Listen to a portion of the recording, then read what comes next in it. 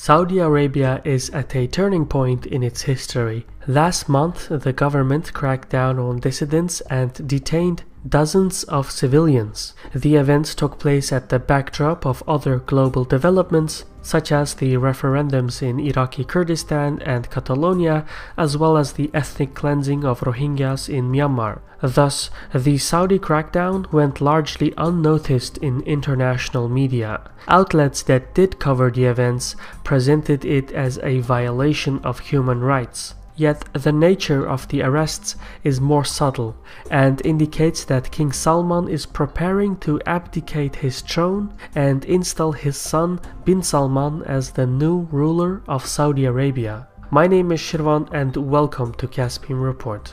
In mid-September 2017, Saudi security forces detained at least 30 civilians, including clerics, activists, academics, and businessmen. It was the biggest crackdown in the Saudi kingdom since the Arab Spring in 2011. The arrests were made briefly after an exiled opposition figure urged Saudi citizens to rise up and demonstrate against the government. The call did not attract much support, and national security forces mobilized throughout the kingdom, arresting dozens of dissidents. Among the arrested was Sheikh Al-Wada, a popular cleric who has more than 14 million followers on Twitter. Among the other detainees are Al-Hassan and Al-Zamil. The former is a well-known professor at the King Fahd University, while the latter is an entrepreneur from a well-connected family. The only thing the detainees have in common is their opposition to Crown Prince Bin Salman. More specifically, they openly contested Bin Salman's policies in Qatar, Yemen, as well as his social and economic reforms, which include the privatization of state assets and the reduction of subsidies.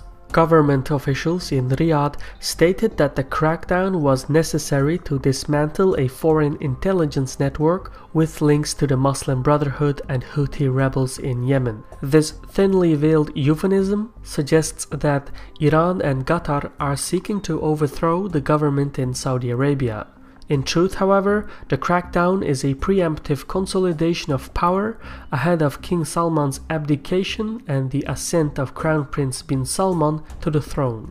The fact of the matter is that King Salman is 81 years, and although the state of his health is confidential, he uses a cane and suffered a stroke. It is also widely believed that he suffers from pre-dementia, yet despite his condition, the king has had a busy year. Thus far, he traveled to Indonesia, Malaysia, China, and Japan. He also attended the Arab Summit in Jordan and hosted President Trump and 50 other Muslim leaders in Saudi Arabia.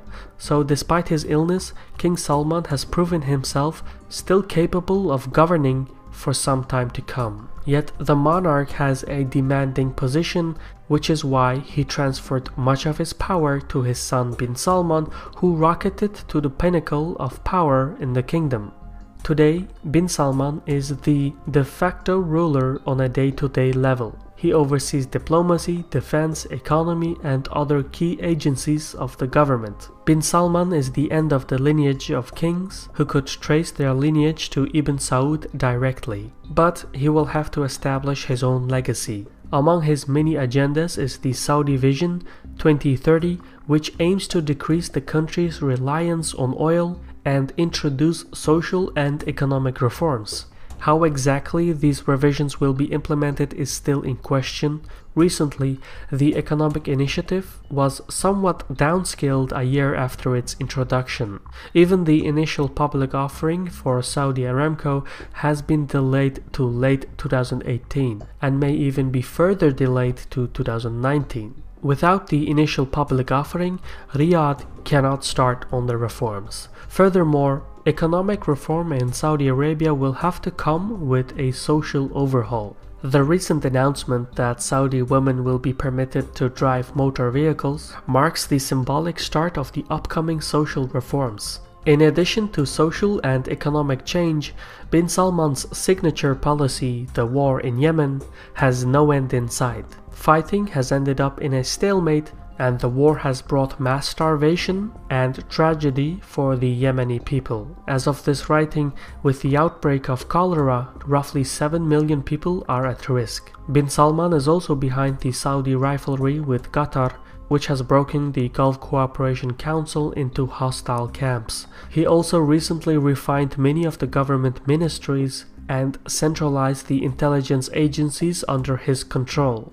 Plus, there are also concerns that when Bin Salman takes the throne, he could separate the titles of king and custodian of the two holy mosques, which are intertwined. Saudi monarchs have used the latter title since the 1980s, and it signalizes the kingdom's legitimacy in the Islamic world. Separating the title king from the custodian of the two holy mosques would formally acknowledge Bin Salman as a secular leader rather than a spiritual figure. In a land of traditions, this is a significant change. Much of Bin Salman's economic and political reforms have come at the expense of many powerful princes and the religious establishment. So even though he has had a significant influence on the domestic and foreign affairs of Saudi Arabia, his policies, however, have been met with mixed opinions. As such, there is significant opposition against Bin Salman at a time when the kingdom is in midst of political and economic uncertainty. In this context, although there is no factual evidence, Bin Salman's policies and the recent crackdown has fueled speculation that a larger change is underway. Some Saudi analysts believe that the crackdown is meant to reinforce the crown prince's authority before his father retires and abdicates power to him. This approach makes sense. The sons of the former Saudi kings all lost their power and influence after the death of their fathers. For instance, the sons of the previous monarch, King Abdullah, lost much of their positions and were assigned to lower functions after their father had passed. The current monarch, King Salman, would seek to avoid such a fate for his son. Once again, there is no evidence for this development, but it would be of King Salman's interest to abdicate and install his son as the new king while he is still alive to guarantee that his offspring would not be marginalized. King Salman's abdication would also not be unprecedented. In 1964, King Saud, at gunpoint, gave up the throne after a decade-long struggle with his brother Faisal. Although no such scenario exists today, peaceful exits of monarchs have transpired in neighboring countries.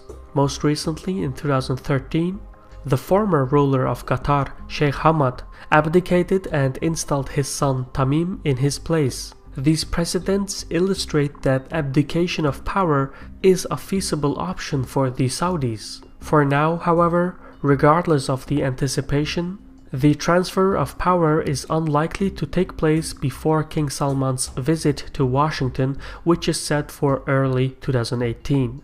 Afterwards, Salman could retire, abdicate, and turn power over to his son. In the meantime, as Bin Salman pursues and implements his goals with a firm hand, more crackdowns could follow. This was a Caspian report by me, Shirvan. Special thanks to our contributors on Patreon who made this report possible. For more information on our crowdfunding platform, visit patreon.com/CaspianReport.